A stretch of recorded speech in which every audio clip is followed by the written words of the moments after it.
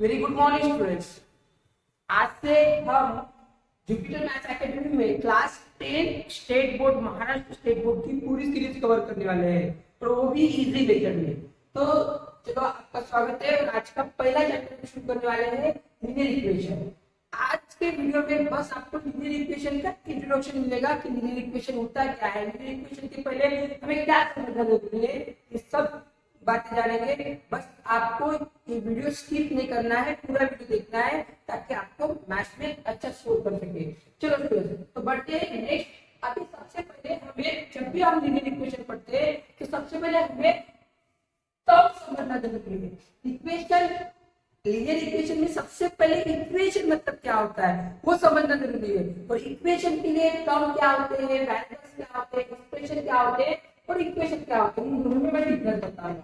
चलो टर्म्स मतलब क्या, तो एनी अलजेब्रिक एक्सप्रेशन में जो भी होता है नंबर्स या एक्सप्रेशन जो अल्फाबेट के साथ यूज करते हैं उसको हम बोलते हैं टर्म्स। एग्जांपल अगर मैंने लिखा 3x + 2y, तो यहाँ क्या होगा, 3x क्या होगा, टर्म होगी, 2y क्या होगा, ये टर्म होगा। कुछ भी मैं एक्सप्रेशन लिखूंगा, अगर मैंने लिखा 7 + 7 + x, तो 7 क्या होगा, इसमें टर्म हो गया, x क्या होगा, टर्म हो गया। दो टर्म एक दूसरे को प्लस या माइनस से जोड़े जाते हैं। तो आई होप आपको टर्म समझ में आया। नेक्स्ट इस टर्म में कुछ अलजेब्रिक जब टर्म्स लिखते हैं, अलजेब्रिक टर्म्स में हम अननोन नंबर को शो करने के लिए वेरिएबल लिखते हैं। तो अननोन नंबर शो करने के लिए वेरिएबल मतलब क्या, तो एनी अल्फाबेट जो आपके पास इंग्लिश अल्फाबेट है उस अल्फाबेट में से कौन सा भी एक कुछ अल्फाबेट अगर मैंने शो किया तो उसको बोलेंगे हम वेरिएबल। चलो ये टर्म अगर मैंने लिया 3x, इसमें वेरिएबल कौन सा है, x। अगर मैंने 2y टर्म लिया तो इसमें वेरिएबल कौन सा है, y। अब इस 7 के साथ कोई वेरिएबल दिखता है आपको, नहीं, 7 के साथ वेरिएबल नहीं है, तो 7 के साथ होगा, 7 होगा कांस्टेंट। कांस्टेंट मतलब आपको क्या पता चला, इसमें जिसके साथ वेरिएबल नहीं होता है उसको हम क्या बोलते हैं, कांस्टेंट। और इसमें इस टर्म में क्या है, x इज द वेरिएबल। चलो वेरिएबल और कांस्टेंट के डिफरेंस समझ में आया स्टूडेंट्स। जिसके साथ लेटर्स नहीं होता है, जिसके साथ अल्फाबेट नहीं होते हैं उस टर्म को हम बोलते हैं कांस्टेंट टर्म, और जिसके साथ अल्फाबेट होते हैं उस टर्म को हम बोलते हैं वेरिएबल्स। ठीक है। अगर मैंने अभी मैं दो टर्म लिख रहा हूँ, मैंने लिखा यहाँ 7x + 2 = 7x + 2 और मैंने लिखा यहाँ 7x + 2 = 4। अभी ये दोनों में डिफरेंस क्या दिख रहा है आपको, इन दोनों में आपको डिफरेंस दिख रहा है। देखो ऑब्जर्व करने के बाद यहाँ इक्वल टू का साइन है, यहाँ इक्वल टू का साइन नहीं है। जहाँ इक्वल टू का साइन होता है उसको बोलते हैं हम इक्वेशन, और जहाँ इक्वल टू का साइन नहीं होता है उसको बोलते हैं हम एक्सप्रेशन। आपको इक्वेशन और एक्सप्रेशन में डिफरेंस समझ में आया। अभी इक्वल टू के साइन की वजह से यहाँ दो साइड आते हैं, एक LHS और एक RHS। नाउ लिसन, आपको टर्म मतलब क्या, टर्म मतलब जो कांस्टेंट और वेरिएबल से मिलकर बनता है। बाद में क्वेश्चन आया वेरिएबल मतलब क्या, वेरिएबल मतलब अल्फाबेट। उसके बाद क्वेश्चन आया एक्सप्रेशन और इक्वेशन में क्या डिफरेंस होता है। एक्सप्रेशन में इक्वल टू का साइन नहीं होता है, इक्वेशन में इक्वल टू का साइन होता है। अब इस इक्वेशन के कितने टाइप्स होते हैं, इक्वेशन के हमारे पास टाइप्स है। पहले इक्वेशन पढ़ने से पहले बेस्ड ऑन डिग्री, पहले डिग्री मतलब क्या, तो अगर मैंने कुछ इक्वेशन लिखे, for example 7x + 3 = 4, 8x² + 4x + 7 लिखा। यहाँ 38x³ + 4x² + 7x + 4 = 0। ये मैंने आपके सामने कुछ इक्वेशन लिखे या एक्सप्रेशन लिखे, बताओ। यस, आपने सही बताया है, ये लिखे मैंने इक्वेशन। यानी इक्वेशन कैसे पता चला आपको कि यहाँ कौन सा साइन है, इक्वल टू का साइन है। अभी मैं इसकी डिग्री बताता हूँ।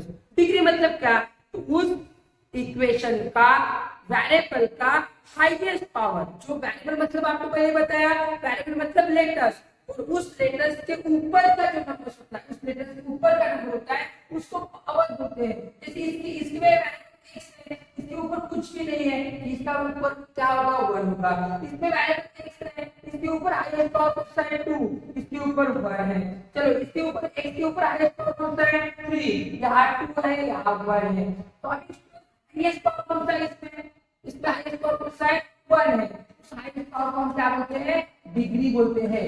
इसकी डिग्री क्या होगी 1, इसकी डिग्री क्या होगी 1, इसकी डिग्री क्या होगी 12, इसकी डिग्री क्या होगी 2, इस इक्वेशन की डिग्री क्या होगी 12, इस इक्वेशन की डिग्री हुई है 3। नाउ स्टूडेंट देखो एक इक्वेशन की डिग्री 1 है मतलब हाईएस्ट पावर 1 है, इसका हाईएस्ट पावर 2 है मतलब इसकी डिग्री 2 हो गई है, इसका हाईएस्ट पावर 3 है मतलब इसकी डिग्री 3 हो गई है। Now student based on degree there are some types of equation, वो कौन से है तो डिग्री के बेस पर हमारे पास कुछ टाइप्स है, उस टाइप को अभी हम लिखेंगे। इफ डिग्री 1, अगर डिग्री 1 है तो उसको बोलते हैं लीनियर इक्वेशन। डिग्री 1 है तो लीनियर इक्वेशन। अगर डिग्री 2 होती है, डिग्री 2 होती है तो इसको बोलते हैं क्वाड्रेटिक इक्वेशन। कौन सा इक्वेशन चुनेंगे क्वाड्रेटिक इक्वेशन। डिग्री अगर 2 रही तो उसको बोलेंगे क्वाड्रेटिक इक्वेशन, और अगर डिग्री 3 रही तो उसको बोलेंगे हम क्यूबिक इक्वेशन। आई होप आपको समझ में आ रहा है। लीनियर इक्वेशन मतलब क्या कि डिग्री 1 है, क्वाड्रेटिक इक्वेशन मतलब क्या डिग्री 2 है, क्यूबिक इक्वेशन मतलब क्या डिग्री 3 है। इसके पहले अभी आपको बताओ कौन सी इसमें डिग्री कितनी है 1 है, तो कौन सा इक्वेशन हो गया लीनियर, ठीक है। इसकी डिग्री कितनी है 2 है, कौन सा इक्वेशन हो गया क्वाड्रेटिक, ठीक है। इसकी डिग्री कौन सी है 3 है, तो कौन सा इक्वेशन हो गया क्यूबिक। आई होप आपको इक्वेशन के टाइप भी समझ में आ गए हैं। नाउ नेक्स्ट इसमें जाते हैं कि अभी हमारे हमारे लेसन का नाम क्या है लीनियर इक्वेशन इन 2 वेरिएबल। तो अभी आपको जिसकी डिग्री कितनी होनी चाहिए 1 होनी चाहिए। क्वाड्रेटिक इक्वेशन सेकंड टॉपिक है और क्यूबिक इक्वेशन हमारे 10th के सिलेबस में नहीं है, ठीक है स्टूडेंट। आगे बढ़ते हैं हम, आगे बढ़ेंगे तो हमारे लेसन का नाम है 2 variables linear equation. 2 variable linear equation 1 variable क्या होता है 2 वेरिएबल मतलब जहां दो अल्फाबेट यूज करेंगे। कैसे बदलेगा स्टूडेंट 7x + 3y = 4। अगर इक्वेशन लिखा स्टूडेंट इसमें वेरिएबल पूछता है x, इसमें वेरिएबल पूछता है y, कितने वेरिएबल होंगे स्टूडेंट 2 वेरिएबल होंगे, तो क्या होगा 2 वेरिएबल इक्वेशन। मैंने लिखा m + n = 7, यहाँ m वेरिएबल है n वेरिएबल है, तो इसको 2 वेरिएबल है, इसलिए 2 वेरिएबल इक्वेशन। क्लियर क्यों है क्योंकि इसका पावर क्या है 1 है, हाईएस्ट पावर क्या है इसका सभी का 1 है, मतलब डिग्री इसकी 1 आती है। अभी तो साइमल्टेनियस इक्वेशन, जब दो इक्वेशन सॉल्व करने के लिए एक साथ लेते हैं, दो लीनियर इक्वेशन सॉल्व करने के लिए हम एक साथ सोचते हैं तब उसको बोलते हैं हम simultaneous equation. For example 7x + 3y = 4, और मैंने लिखा 4x 3x + 7y = 8। ये दोनों इक्वेशन लिखे, ये भी लीनियर इक्वेशन है, ये भी लीनियर इक्वेशन है, तो दोनों को मिलकर कहा गया है साइमल्टेनियस इक्वेशन।